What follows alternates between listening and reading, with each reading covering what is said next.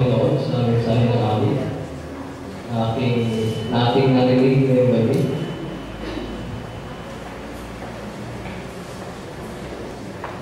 Ang pangalan ko ay Jacob Bayona. Tumuha ko ng kurso na education. Third year na ako ngayon. Third year, Bachelor of Elementary, specialized in SPED. Malinaw po ba yung aking tinig? Malinaw po ba yung aking boses? Parang malakas yung ito. Okay. Bago po ako magsimula, ay nais ko magbigay ng mas maagang appeal. Ano po? Ako ay mayroong gagawing o mayroong grupo na pumunta sa lugar ng Mindoro. First time ngayon yung linggo doon. Tulong pa po kami ng mga estudyante. Ano po, kung mayroong gusto mag-join ng Voice of Youth, ay December ay approach na lang po ako. Ano po sa lahat. Ang oras ay mabilis. Ano po? Ang oras ay mabilis, kaya hindi tayo mapapatumpik-tumpik. Tayo po ay manalangin. O lang yung Diyos na nakatira sa langit. Diyan po sa langit. Mahal ko pa o Panginoon na Banal Espiritu ay hindi lamang manatili sa bulwagan, kung hindi manatili sa aming puso ngayong gabi. Bilang po ninyo ang aming bilang ng buo. Kaya naman po, kami ay nagtitiwala sa inyo. Sapagkat alam ninyo kung anong mabuti para sa amin. Kaya natin po ang aming isipan sa aming pagpilig para ng Panginoong Jesus.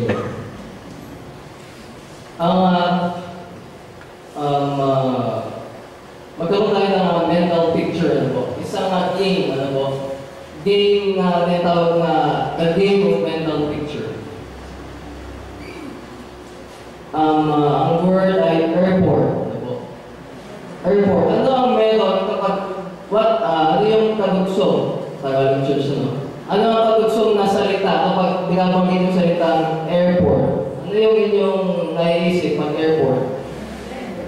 Mayroong airplane. Ano ba po? Mayroong passenger. Ano ba po? Isa pa? Mayroong piloto. Okay. Yun yung airport.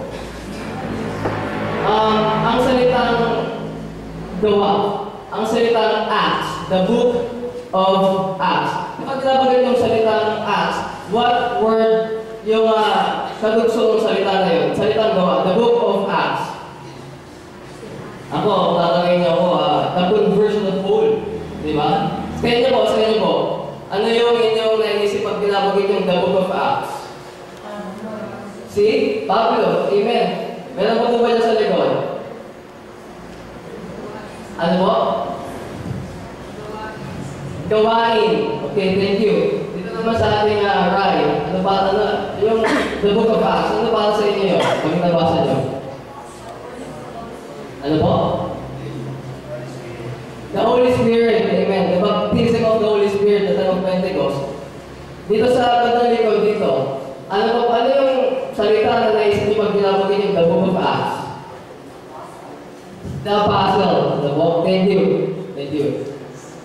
you. Alam niyo po ay kunti kayong mahulog sa aking trap. No? Sa aking patigo. Sapagkat ang mensahe ko ngayon ay mayroong title na The Other Side of Acts. Sa Tagalog ay ang kabilang bahagi ng aklat ng gawa. Ano po? Maganda yung title, di ba? The Other Side of Acts. Napansin ko na habang tayo ay nagbibigay ng ideya, pupunta tayo sa ideal view. Ano po? Kapag pinag-aaralan nyo o binabasa natin yung aklat ng gawa. Na halos lahat positibo. Halos lahat maganda. Ano po?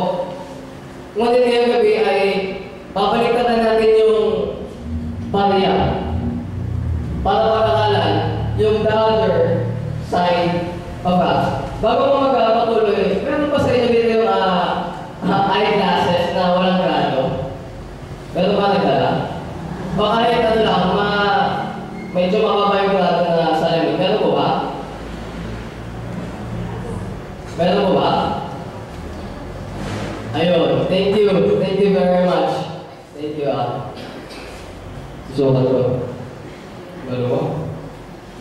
Ayun. Thank you. Alam niyo po mga kaibigan, ay bubuksan natin yung aklat ng gawa, no? Aklat ng gawa sa isla mo sa ito ay account ni Apostol Lucas. Ano po? Na kung saan hindi lang isinulat sa mataas na espiritualidad. Kung hindi, titignan natin ngayong gabi kung ano yung human view ng aklat ng gawa ngayong gabi. Na kung saan, habang kasama nila si Jesus Christ, no? Sila Mateo, sila Juan, sila Pedro, o kung sino-sino pang mga alagad o apostol, ay meron silang gustong banggitin, ano po? Gustong malaman na umaapoy yung kanilang dila. Na kung saan naman si Jesus Christ ay tanong pa rin nila hanggang ngayon. Acts 1 verse 6. Gawa 1:6. Sabi dito, nang sila ay nagkakatipon, siya ay kanilang tinanong, Panginoon, ito ba ang panahon na papanumbalikin mo ang kaharian ng Israel? Makikita pa po ninyo na hindi pa rin nila naunawaan yung purpose ng Panginoon kung bakit siya nabuhay. Na yung apoy sa kanilang dila na pagtatanong, kailan na mapapanumbalikin yung kaharian ng Israel? Hanggang ngayon, yun pa rin yung kanila nasa isip. Ano po? Meron silang narrow view about the purpose ng kingdom. Kung yun ako saan, 3 hanggang kalahati, 3 taon hanggang kalahati sila ng Jesus Christ na sabi niya, the kingdom of heaven is like a net. The kingdom of heaven is like a mustard seed. The kingdom of heaven is like at in virgin na kung saan hindi nila maunawaan, meron silang makitid na pangunawa sa kingdom, sa kaharian ng Panginoon. Na po, na sa ating pagpapatuloy, ay hindi lamang si Lucas nagpinta, no?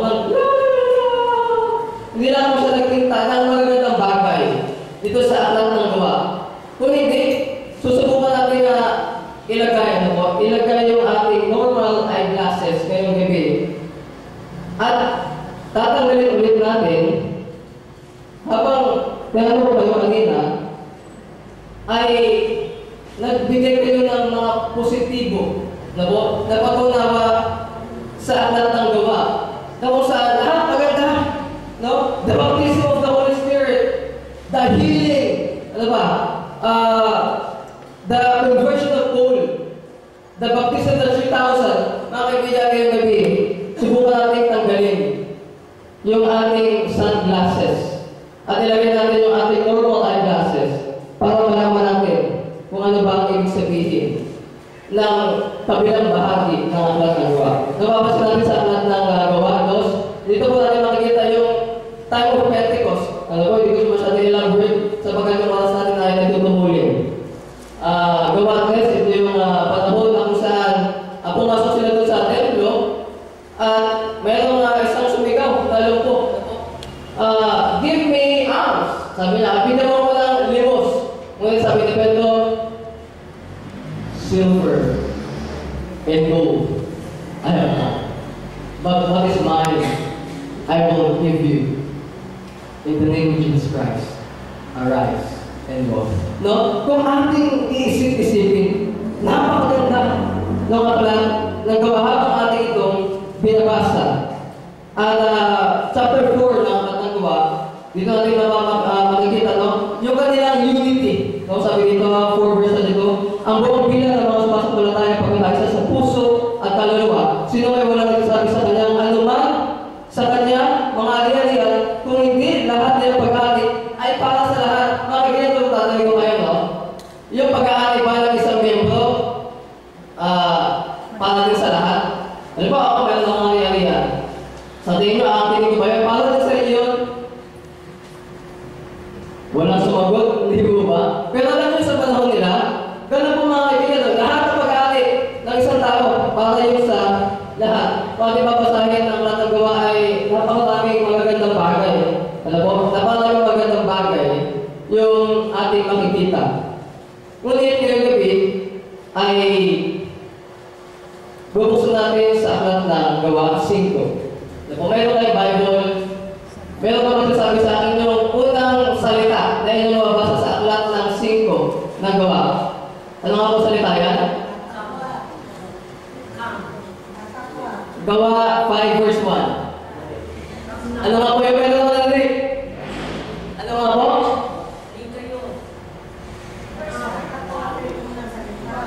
Acts 5 verse 1. Ano po salita? Ano nga po? Bad! Ano po? Sa Tagalog, ngunit! No, sa kabila ng lahat ng mga gandang bagay natin napakinggan, no? Pinagalingan ng po, the baptism of the Holy Spirit, the baptism of the 3,000. Sa aklat ng gawa 5, yung unang salita ay, no? Bad! No? Pag bilang kayo, no? Pag bilang ko to, si sister, bad! Masakit yun, di ba? So, bakit kaya nag-back dito mga kaibigan, no? Bakit kaya nag-back? Tuloy natin. Sabi dito sa gawa 5, sinabi ni Pedro, Ananias, bakit nagpatay ka kay Satanas at nagsinungaling ka sa Espiritu at itinago ang bahay ng lupa at kanilang binenta. Ano po? At ang sabi na niya, nakuha nila yung kita, nagtabi sila ng kanilang bahagi. Ibig na yung kanilang pledge sa Panginoon ay ibigay ko yung lahat. Pero nagtabi sila ng kanilang bahagi. Alam po? So, ang sumunod na nangyari, ano po nangyari? Sila po ay namatay. Pagkatapos sa 3 oras, ano sumunod na nangyari? Meron pang isang ulit na namatay. Si Ananias na namatay. Si Sapphira ang namatay. Alam mo mga kaibigan sa panahon na to, no? Sa panahon ng gawa 1 hanggang 5, God is not yet stepping in the Virgin Church. Ano po? Ito yung the primitive spirit of the Christian Church, the spirit of the Apostolic Church. God is not yet stepping in. Pero yung panahon na to, God intervened. Alam niyo pa kung bakit? Alam niyo ba yung cancer? Kapag isang tao nagkaroon ng cancer, ay mabilis na kumakalat. So, ang dapat gawin ng Diyos ay mag-intervene. God is perfect. Bakit po? Para maputol yung hypocrisy. Marami pa lang ng hypocrisy noon kapag sinusot natin yung ating normal eyeglasses. Ano po? Hindi kaya katulad din ito ng simbahan ng tuloy ko. Gawa 6 verse 1. Alam kong bibili sa ito mga kaibigan, mga kapatid. Gusto ko matapos na 20 minutes na lang. Acts 6 verse 1 sabi ito, na mga araw ng ito, nung dumarating ang bilang, dumarami ang bilang ng mga alagad. Naging labo ang mga Helenista sapagkat laban sa mga Hebreo sapagkat ang kanilang mga babaeng baluhay na papabayaan at pang-araw-araw sa pamamahagi. Mga kaibigan na gusto ko nagbigay ng konting history dito, no? Mayroong dalawang klase ng Hudyo nung panahon nila. Nung first century, okay? Yung unang Jew, una ay the Palestinian Jew, okay? Siguro ilalayo ko dito. Ito, halimbawa, the Palestinian Jew. Ayun, the Palestinian Jew. At yung pangalawa ay Hellenics Jew. Okay, ano nga po pangalan? Thank you. Punta tayo ko sa history mo. Yung Palestinian Jew ay, mabilis na to, sila yung mga nag-remain geographically sa Palestine habang nangyayari yung Babylon exile, yung persecution. Hindi sila umalis. Tinatawag sila geographically Palestinian Jew. Hindi kami alis dito. Kahit ano mangyari, sa amin talaga ito. Kaya mapapansin nyo sa balita ay naglalaban yung Israel tsaka yung mga Palestino. Yung espiritu ng paglalaban, hanggang ngayon pa natawag sa kanila, Palestinian Jew. Ito naman, sa kabila ay Hellenetics o Helleneus Jew. Ito mga Hudyo na ito kayo, ay pagod na kayo sa persecution, pagod na kayo sa patayan, umalis kayo. Pumunta kayo sa lugar ng South Africa o sa Europe, umalis na kayo. Pero meron tayo tinatawag na pista, the Pilgrim Feast. Okay? The Pilgrim Feast. 3 beses yung nangyayari sa loob ng isang taon. Ang gagawin ng mga umalis na Hudyo, babalik sila ngayon doon sa Israel. Okay? Ang tawag sa kanila, Helleneus Jew. Ngayon ang problema. Nung si Jesus Christ namatay, yung mga apostol, nangangaral, marami mapasok na Palestinian Jew, marami na convert na Hellenista ng mga Hudyo. Ito ang problema ngayon. Habang nagkakaroon ng napakaraming conversion, no? In the name of Jesus Christ, repent. Ito ang nangyari. Nagreklamo yung mga Hellenista, yung kanilang mga balo daw, hindi nakakatanggap ng tamang bahagi. Napansin niyo mga kaibigan, no? Sa pagsuot natin ng normal eyeglasses, sinasabi natin, meron din palang problema nung panahon ng Virgin Church. Meron din palang problema nung panahon ng Apostolic Church. Yung the spirit of primitive church, na kung saan meron silang problema sa kultura. Mga kaibigan, hindi kaya katulad dito sa atin, na kung saan merong division, no? Kumbaga sa English, ang tawag dyan ay enmity. Hindi kayo pwede makisama sa amin, ulas. Alam mo, yung lugar ng Fister, full black. Yung merong simbahan ng White Adventist, merong simbahan ng Visaya, merong simbahan ng Ilocano, merong problema sa kultura, nakatulad ng problema nila noon na sinasabi natin kapag susot natin yung ating sunglasses. All that we have is the spirit of the early Christian church. Sana magkais tayo so that the baptism of the Holy Spirit may happen. Mga kaibigan, kapag tatabi natin yung ating normal sunglasses, merong problema sa interpretation ng konteksto ng Biblia sa panahon nila. Merong problema sa kultura sa panahon nila. Hindi naman po nangyayari yan. Hindi naman nangyayari sa atin, kundi sa kanila din. Okay? So, verse 10. Verse 10, alam ko sa'yo ng konti. Sabi dito, nung si Pedro ay andoon sa taas ng bahay, siya ay nagtutom. So, ang ginawa ng Panginoon, nagbigay siya ng Panginoon na patungkol saan? Sa pagkain, okay? So, halimbawa, itong room na to, meron bumaba na isang bumot ng 4 na sulok, at bumaba yung mga bayawa, mga ipis, mga aso, mga pusa, o kung ano na sa pagkain marunumi. So, ang sabi ng Banal na Espiritu sa kanya, dumating sa kanya ang isang titig, okay? Tumitig ka, Pedro, magpatay ka at kumain. So, ang sunod nangyari, medyo puzzled si Pedro. Medyo, ano ibig sabihin? Nag-protest si Pedro, paano hindi ako kumakain ng bagay na yan? Medyo puzzled si Pedro, no? So, paglipas ng ilang mga talata, natuklasan niya na ito pala ibig sabihin, mayroong kumatok na 3 tao, sabi ito. Papasok na Pedro sa tinulubos sa likod nila ng pagkakapas sa kanyang pangalan sa niyay, sinamba. Pero sabi nila, saglit lang. Tao lang ako. Hindi ako dapat sambahin. So, yung mga reliyon na sumasamba sa tao, ang tawag sa kanila, kulto. Okay? Ito ulit ko, 28. Sinabi niya sa kanila, nalalaman ninyo na hindi pinapahintulot sa isang module na makisama o lumapit sa isang banyaga. Ngunit ipinakita sa akin ng Diyos na hubad kung tawagin ang isang tao na marumi o kalamandungan. So, ang sunod nangyari,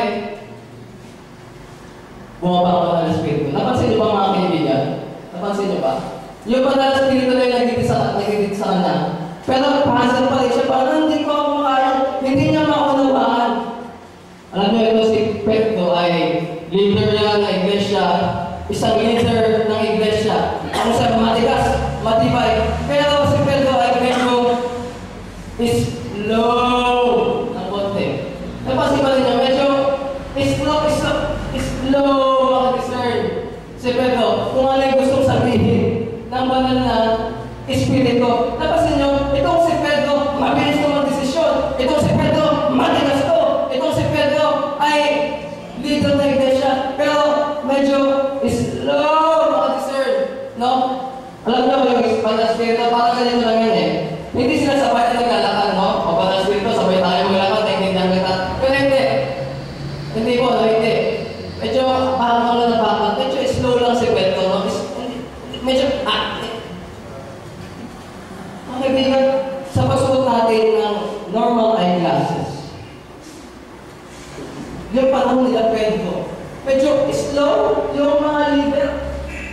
Hindi kaya katulad dito ng iglesia natin ngayon, na patuloy tayo sumisigaw, sana, all that we have is the spirit of the early Christian church, na magkaisa tayo, mabayang banal na Espiritu. Mga kaibigan po, tanggalin natin yung ating sunglasses. Itabi natin ng konti. At suot natin yung ating normal eyeglasses. Para maalis yung ating buntong hininga. Napansin niyo ba mga kaibigan? Yung mga leader ng division ngayon, yung mga leader doon sa mga kataas-taasan, medyo slow din sila makadiscern. Kasi sabi ng mga elder ng local church, ito yung lead na iglesia namin! Ito talaga yun! Pero medyo slow sila makadiscern. Ano po? Yung ating mga sabihin natin, kaibigan na nataling natin kaibigan ako kasi medyo hindi makuha yung point. Pastor! You missed the point! Hindi na lang yung iglesia namin!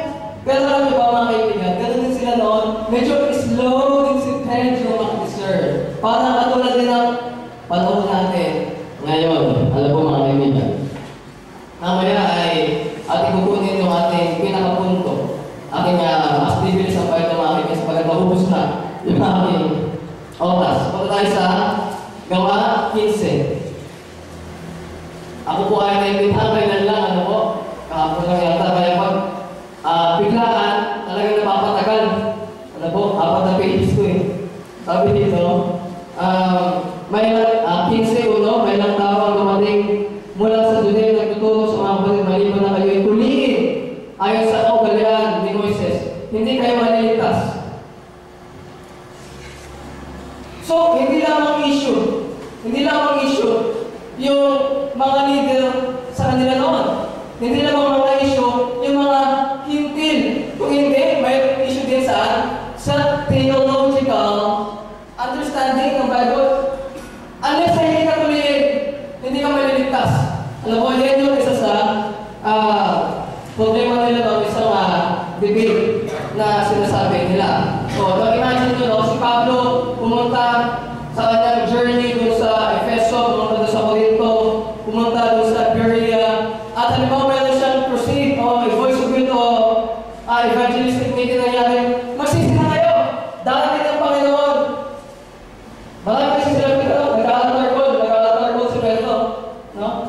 Meron bang bumabalaki para yung kapitin mo sa Jesus? Tumayo ka dito sa altar. Ikaw pag-bautis mo. Pero, saglit lang, nakausapin ko lang yung mga kaibigan ko Diyo. Barnabas, dito kayo, usap tayo. Barnabas, pakiabot yung kutsilyo. Tutuliin ko lang ito mga ito. Tutuliin ko lang. Mga kaibigan, si Pablo nalikan. Sinasabi niya na yung circumcision, yung pagtutuloy, hindi na yung panahon ng New Testament. Yan yung covenant ng panahon ng Old Testament. Hindi na kailangan tuloy ngayon. Sapagkat yung covenant ngayon ay yung pagkamatay ng ating Panginoong Jesus. Hindi na kailangan tuloy. Parang hirap pa. Tapos sabi ko lang ha, yun lang kayo. No, isipin nyo mga kaibigan, no? Yung hindrance, yung malaki-malaki kung yun ang nagiging problema. Saan sila mga kaibigan, no? Si Lucas, no? Si Luke, ipinapakita niya sa atin yung view of human nature ng mga tao. Na kung saan, habang nilabasa natin yung apps, nakasuot sa atin yung ating sunglasses. Woo! Wala ka! Ang ganda talaga! Maganda talaga ang matang gawa. Pero mga kaibigan, kapag tatanggalin natin ito, ating makikita, yung mga sinabi ko kanina ay sabihin natin mga maliliit lang na patatas. No? Patatas lang yan. Unlike dito, didiretso na ako dito sa aking punto mga kaibigan, no? Kasi 5 minutes na ako, 8:20 na tapos na. Lalabas ako na yan. Okay? Gawa 21. Gawa 21 tayo. Sabi dito, 15, okay. Babasahin ko. At pagkakaroon ng mga araw na ito, naghanda kami ng umahon patungo sa Jerusalem. Tuloy ko. 19. Pagkatapos niyang batiin sila, isa-isa sila isinilay sa Eliya sa kanilang mga bagay na ginawa ng Diyos sa mga hingil at sa pamagitan ng kanilang ministeryo. Ano po? Si Pablo po ay umuwi na sa kanyang missionary trip. Tinausap niya yung mga kapwa niya. Kudyo, nagyaman sila, kumusta?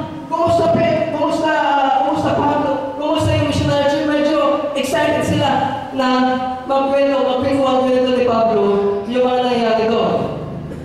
Tuloy ko. Nang kanilang marinig yun, pinuri nila ang Diyos. 20 na. At sinabi nila sa kanya, nakikita mo, kapatid. Kung ilang libo sa mga Diyos sumasampalataya, at silang lahat ay pawang masisigasig sa kautusan. 21, ito po yung inyong pansinin na balitaan nila. Ang tungkol sa iyo na itinuturo mula sa mga Hudyo, nakasama ang mga hinggil na tinigdan si Moises at sinasabi sa kanila na huwag tuliin ang kanilang mga anak di sumunod sa mga kaugalian. Napasin niyo kung gaano ka-radical si Pedro. Hindi lamang niya ito itinuturo yung pagtutuli na hindi na dapat tuloy kapag sa palataya sa Panginoon sa mga hinggil. Kung hindi pa rin sa mga Hudyo, kahit Hudyo, hindi na kailangan tuliin. Ano po? So, ito ang sunod na nangyari. Ano mga ba dapat natin gawin? Tiyak na kanilang babalitaan, dumating ka. Okay? Dumating kasi babalitaan na ng mga Hudyo. Kaya gawin mo, ang sinabi mo, sinasabi namin sa iyo, meron kami apat na lalaki na may panata sa mga kanilang sarili. No? Shortcut na ito, ito ka na lang. Meron apat na lalaki. Sila ay sabi natin, nadumihan. So, kapag nadumihan sila, ano dapat gawin? Dadan sa purification. Hindi mo ba? So, papasok sila sa templo, ang gagawin nila, magpapa-ahit ng buhok. Okay? Sabi sa kanya, mga kaibigan ni Pablo, pag-gawin na doon sa Israel, ay bayaran mo yung kanilang pagpasok sa templo. Tapos, ikaw din, magpa-ahit ka din. Para makita ng mga kaibigan ni Hudyo, yung mga pinapangalan mo, hindi totoo. So, doon naman ito sa kalooban ni Pedro, o sige, alam niyo ba mga kaibigan, kung bakit nila ito ginagawa. Tutuloy ko. Ngunit sa mga hingpil na naging mga palataya na kami nagdala sa lihim na aking pinasya, umiwas sila sa mga handog, sa mga Diyos-Diyosan, sa dugo, sa hayop, ng mga biniktik, at pakikabit. So, nagkasundo yung mga Hudyo. Okay, pwede sila na mabautismuhan, kahit na sila tuliin. Pero iiwas sila sa una, struggle sa binikting pagkain, sa dugo, sa sexual immorality. At ang pang-apat, kalimutan ko yung pang-apat. Okay. So, ano yung nangyari? Napagagay sa namin ni Pablo, ang lalaki ngayon, nang sunod na araw pagkatapos malinis ang kanyang sarili, pumasok sila sa templo upang ipahayagan kung kailan magaganap ang mga araw na paglilinis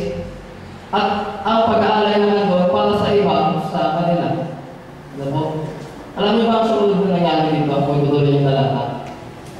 Alam niyo ang sunod nangyari dito ay lumabas yung mga taga-Efeso. Saglit lang. Saglit lang. Si Pierre na yun ah. Yan yung nangaral na. Huwag kang natulihin. Si Pierre na yun ah. Alam niyo ba mga kaibigan mga sunod nangyari dito? Nagkaroon ng isang tao sa Bible. Nagkaroon ng riot.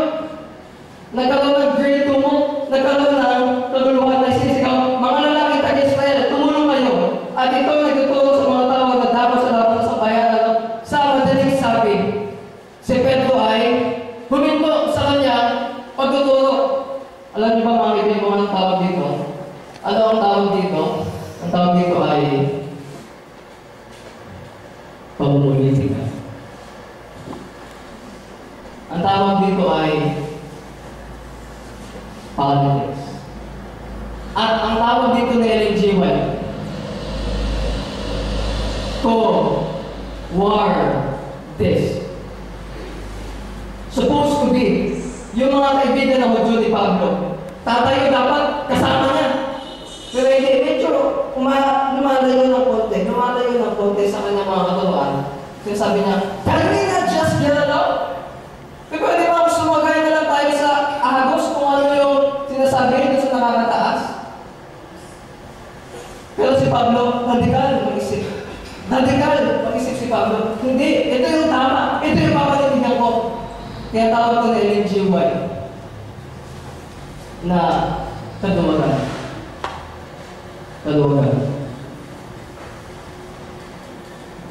At sa huli, ang nangyari dito ay nauwi sa plato ni Nero. Pinuntutan ng ulo si Pablo. Because of poor church decision, the greatest apostle that had ever lived in the world died prematurely because of poor decision of the church. No? Sa pagsuot natin ng normal eyeglasses, ating makikita yung pinakadali ng apostol namatay, pinubutan ng ulo dahil sa pamumulitika ng mga leader ng iglesia. Namatay dahil sa kadugan. Ayaw tumayo kung ano yung tama. Kaya tutulad din ito ng iglesia ng Seventh-day Adventist.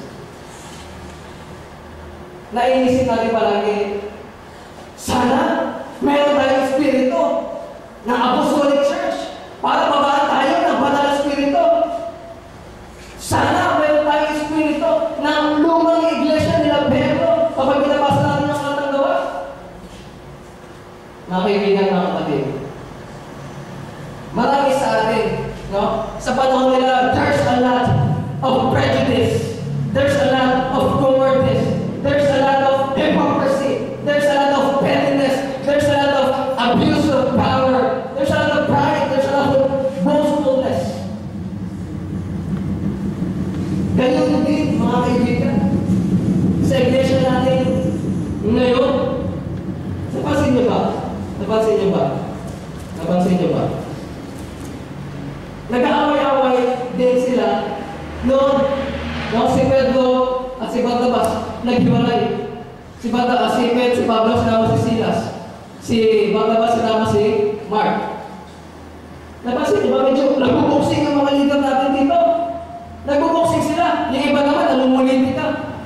Pero ang point ko ngayon dito, mga kaibigan na kapatid, walang rason para lumabas ka sa simbahan ng Seventh-day Adventist.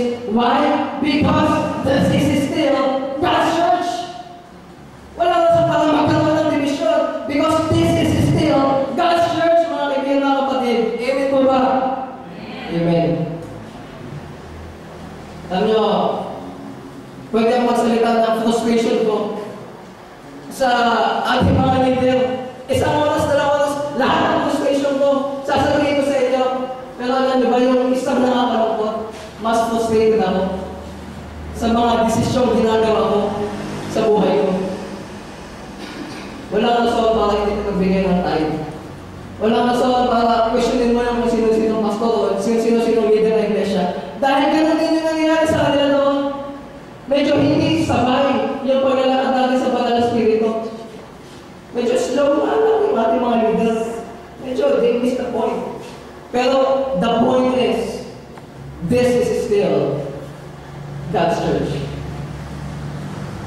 Meron bang gusto mag-respond sa aking simpleng appeal? Meron gusto magtaas ng kamay? Kung sino rin yung medyo disappointed sa desisyon na ginawa niya sa buhay niya, na kung saan imbis na ituro yung sarili, lagi nagtuturo ng iba. Nakalimutan na magbigay ng time. Dahil sinisisi yung ating mga leader sa division. Hindi naman ginagawa yung tama. Meron bang gusto mag-respond ngayong gabi? Tapos saan